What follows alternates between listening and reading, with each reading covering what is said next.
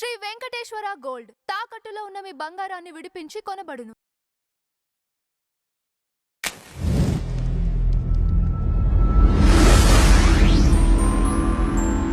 మన 2 తెలుగు రాష్ట్రాల్లో అమావాస్యని చెడుగా భావిస్తుంటారు. కానీ తమిళనాడులో అమావాస్యని శుభమైన రోజుగా భావిస్తుంటారు. అమావాస్యని మనం ఏ విధంగా ఉపయోగించుకోవాలి? మన జీవితానికి ఎలా వాడుకుంటే అది మనకు మేలు చేస్తుంది? ఇక్కడ మీరు ఒకటి గమనించుకోవాలండి.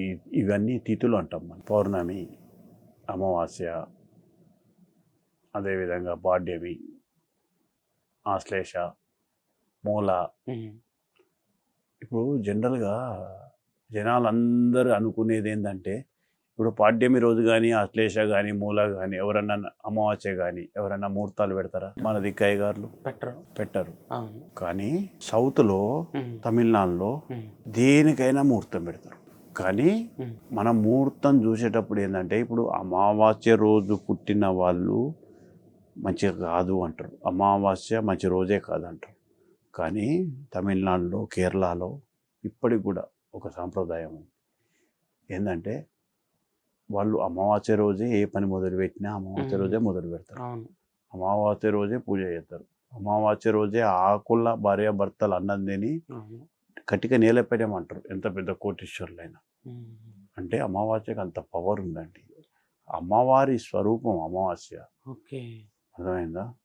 కానీ ఇక్కడ కొన్ని మనము అమావాస్య రోజు కూడా తెలిసి తెలియక కొన్ని శుద్ర పూజలు వాళ్ళు, కొన్ని తాంత్రిక పూజలు వాళ్ళు ఆదివారం రోజు వచ్చిన రోజు కానీ ఇట్లా కొన్ని నక్షత్రాలలో వస్తాయి అన్నట్టు.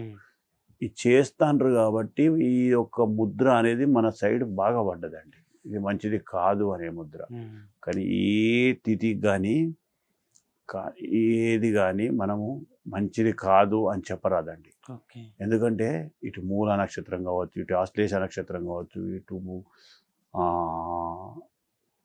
పాడ్యమి నక్షత్రం కావచ్చు, ఇటు అమావాస్య కావచ్చు, ఇటు పౌర్ణమి కావచ్చు. ఎందుకంటే మనము ఒక్కొక్క ప్రతిదానికి కూడా ఇప్పుడు నువ్వు మంచి నక్షత్రం అంటే, నేను ఎగ్జాంపుల్ చెప్తున్నా, శ్రవణ నక్షత్రం ఉన్నది. చాలామంది ఏమంటారు, స్వామి వెంకటేశ్వర స్వామికి జన్మ నక్షత్రం అండి శ్రవణ నక్షత్రం, అంతకన్నా ఇంకేం కావాలండి అంటారు. అవునా కాదా? మరి శ్రవణ నక్షత్రంలో పుట్టిన వాళ్ళు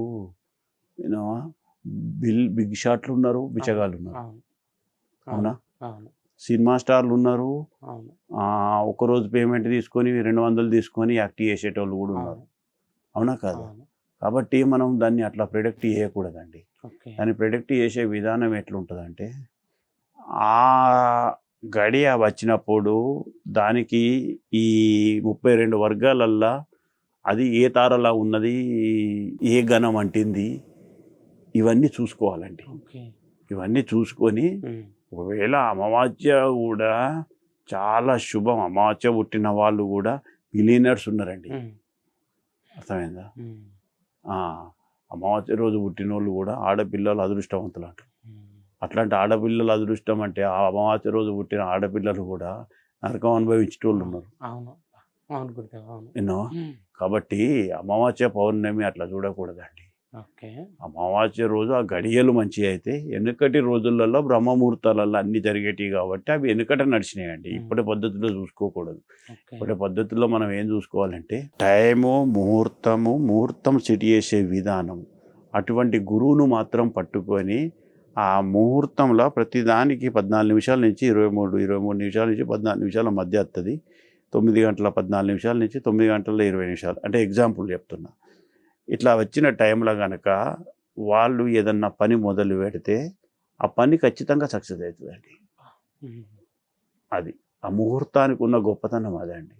ఇప్పుడు వెనుకట పుత్రకామేష్టి యాగం చేస్తే వాళ్ళు పెట్టిన ముహూర్తాల వల్ల వస్తాయి. ఇప్పుడు వాళ్ళు చదివిన వేదము, వీళ్ళు చదివిన వేదం ఒకటే. మరి వీళ్ళు చేసేదానికి ఫలితం ఎందుకు వస్తలేదు, వాళ్ళు చేసిన దానికి ఎందుకు వచ్చింది? ఒకటి ధర్మపాలన, ఫస్ట్ పాయింట్. ఇది కలికాలం, ఇక్కడ 50% మైనస్ అయినాం. రెండవది ముహూర్త బలం చూసే అంత టైం ఇవ్వరండి. మన దగ్గర విజ్ఞానులు ఉన్నారు, కానీ ముహూర్తానికి ఆ బలం చూసే టైం ఇవ్వరు. ఎందుకంటే ఒక ముహూర్తానికి సెట్ చేయాలంటే ఒక 4 గంటలు టైం పడుతుందండి. ఆ మనిషి యొక్క లగ్నం ఏంది, ఆ మనిషి యొక్క రాశి ఏంది, ఆ మనిషి యొక్క నక్షత్రం ఏంది, ఆయన కరణం ఏంటి, ఆయన యోగం ఏంటి, ఆయన తిథి ఏంది, ఆయన పుట్టుక రహస్యం ఏంటిది, ఇలాంటివన్నీ మూలాలు తీసుకోవాలండి. తీసుకొని దేనికి ఏది సెట్ అవుతుందని కూర్చోవాలండి. కూర్చొని చెడి చేస్తే అది అమావాస్య కాదు, పౌర్ణమి కాదు, అది ఆశ్లేష నక్షత్రంలో కూడా సూపర్ ముహూర్తం వస్తే సూపర్ ముహూర్తం చేయొచ్చు.